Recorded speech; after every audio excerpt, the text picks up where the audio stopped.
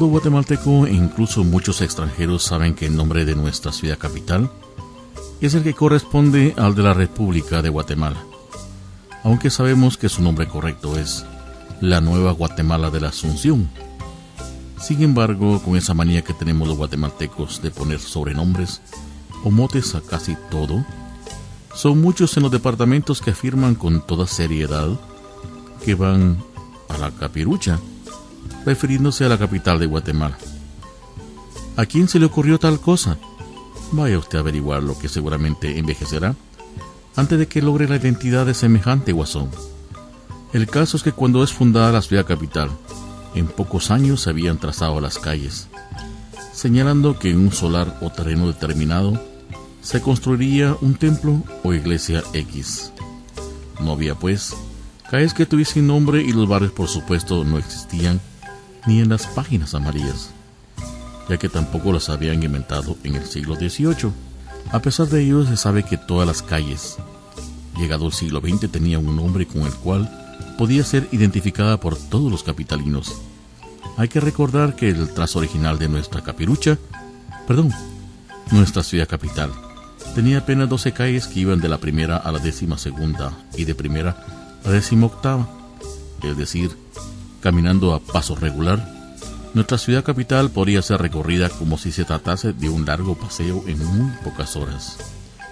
En aquellos primeros años de la ciudad capital, las calles no tenían nombres, al igual que los barrios, porque sencillamente no existían.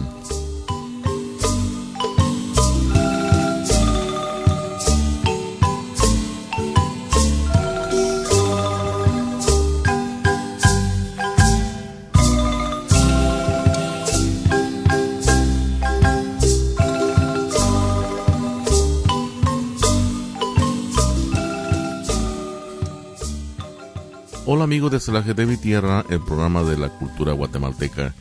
En esta oportunidad vamos a hablar a ustedes de un monumento bastante peculiar, grande, que se puede ver casi desde cualquier punto de la ciudad capital de Guatemala.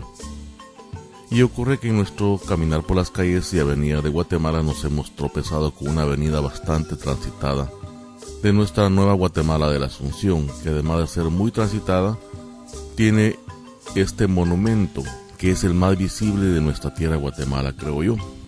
Este monumento se puede ver casi desde cualquier punto de la ciudad capital de Guatemala, y no es broma, ya que dicho monumento se puede ver desde muy lejos.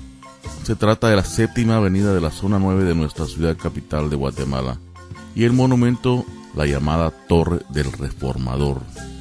La Torre del Reformador es una torre de casi 72 metros, o sea 236 pies, y fue construida con hierro galvanizado y está ubicada, como ya antes le mencionábamos, en la 7ª avenida y 2ª calle de la zona 9 de la capital de Guatemala. No se puede perder si usted quiere visitarla, porque puede verla desde cualquier punto casi de la ciudad capital de Guatemala.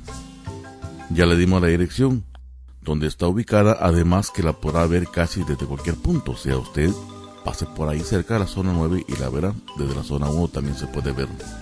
Fue construida en los Estados Unidos y enviada en pedazos o desarmada para Guatemala vía barco y luego ferrocarril desde el puerto Matías de Gálvez. La compra la hizo uno de los presidentes que más cosas buenas hizo por nuestra tierra, el general Jorge Ubico Castañeda, de grata recordación para nosotros, los chapines que nos gustan las cosas honestas y correctas, no como los corruptos que hay ahora en nuestra tierra Guatemala. Ya en Guatemala nos cuentan, la torre fue rearmada en 1935 para conmemorar el 100º aniversario del nacimiento de Justo Rufino Barrios, quien regalara más de la mitad de Guatemala al gobierno de México por el valor de solamente 100 fusiles. Este señor se armó de 100 fusiles y 100 mexicanos y vino a Guatemala y conquistó Guatemala, el señor Justo Rufino Barrios, por lo cual es otra historia para otro programa de nuestra serie de Celajes de mi Tierra. Vamos a seguir hablándoles a ustedes sobre la Torre del Reformador. El monumento de la Torre del Reformador tuvo como primer nombre Torre Conmemorativa del 19 de julio. Introdujera al país varias reformas, por lo cual se le adjudicó el calificativo del Reformador, que hoy identifica la torre, o sea, don Justo Rufino Barrios, quien entrara a Guatemala en esa fecha, del 19 de julio.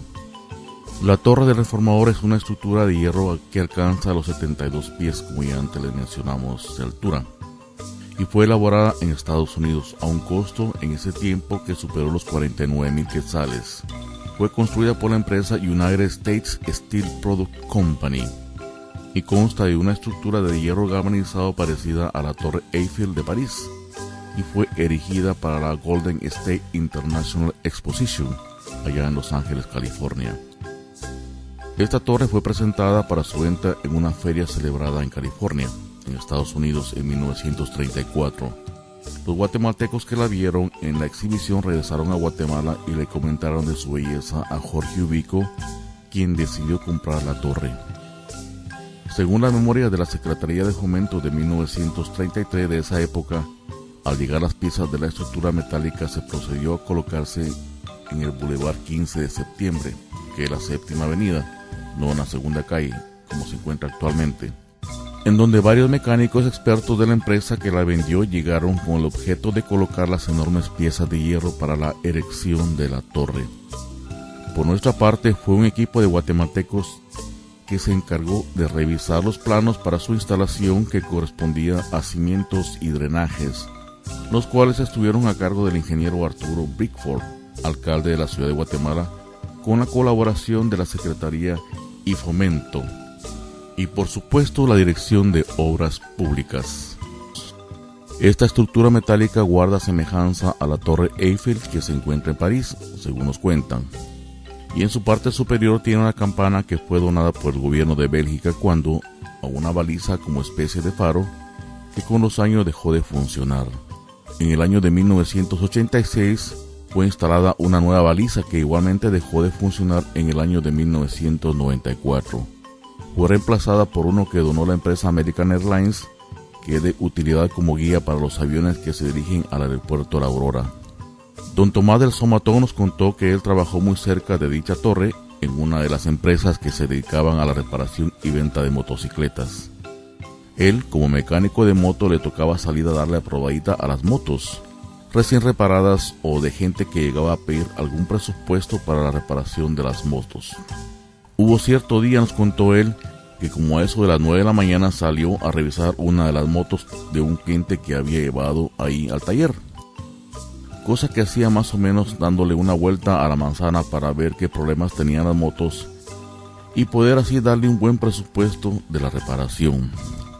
Al llegar justo a la base de la torre notó que había mucha gente viendo hacia arriba y un grupo de bomberos y unos cuantos chontes ya medio subidos a la torre. Pues como les comentaba, don Tomás del Somatón nos narraba que sobre lo que pasaba justo al pie de la mentada Torre del Reformador.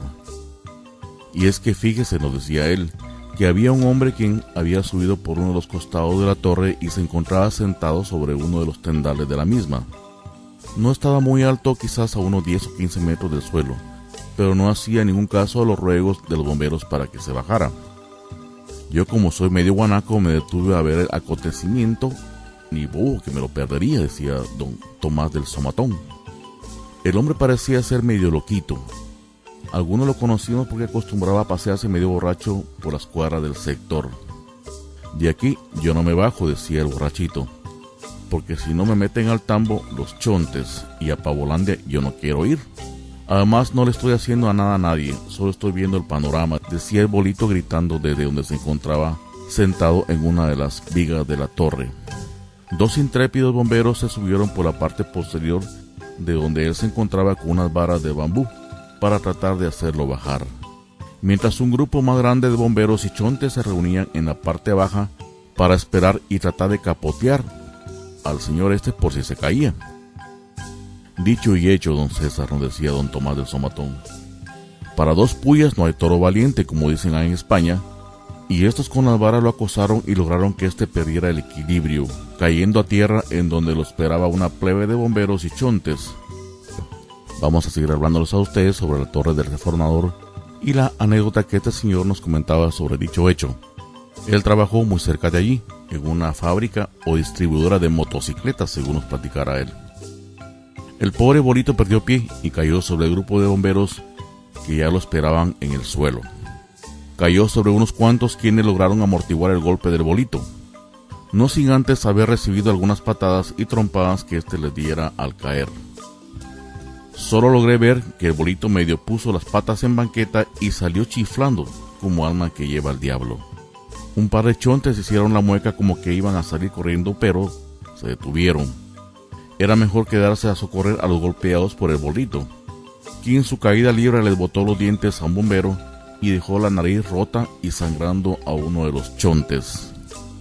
Hubo como 5 o 6 golpeados o lesionados por el borracho, quien no solo lo salvaron de un seguro golpazo, sino que como pago del mal agradecimiento dejó una estela de heridos, entre los que había chontes y bomberos. Había varios sangrando, nos platicaba el amigo. Pero ¿a quién se le ocurre subirse a apoyar con una vara a un enfermo mental, subido en ese armatroste de hierro? No tenemos la respuesta para ello, nos decía el amigo. De los hechos que aquí le mencionamos sería como a mediados o finales de 1960, si mal no recuerdo, nos decía el señor Don Tomás del Cematón. Ciertamente nos han contado otras personas que se han pasado actos de esa misma índole en la Torre del Reformador, que no han terminado solo con heridos, sino con otras cosas más. Hablándoles como siempre, su amigo César Augusto Escobar Coaglio. Los textos son de Juan de María Escobar de la Moncarda. Les suplicamos rezar el Santísimo Rosario